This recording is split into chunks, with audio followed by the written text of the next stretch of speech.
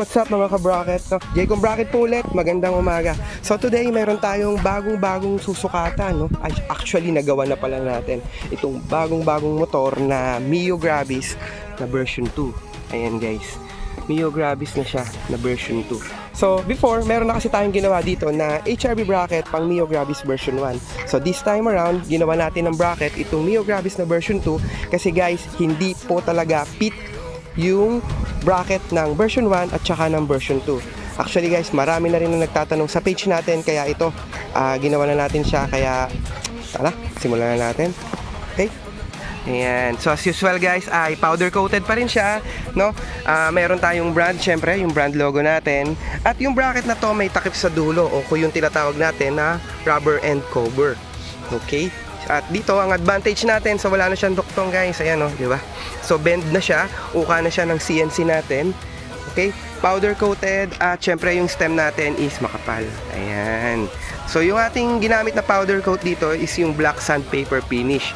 Ang ano ba yung kagandahan sa sandpaper finish guys? Siya ay scratch resistant na.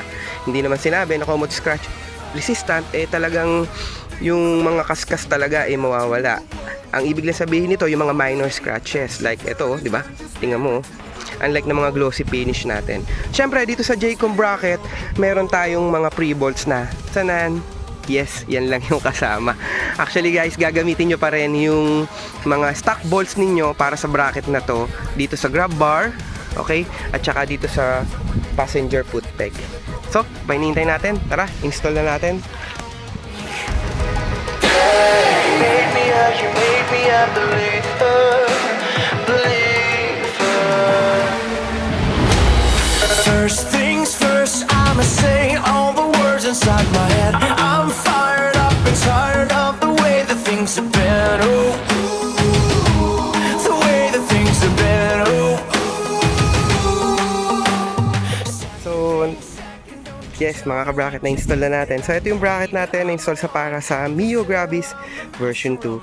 So yung HRV bracket, heavy duty bracket gawa ng Jaycom. So this time, tatry natin kung matibay pa talaga yung bracket na to.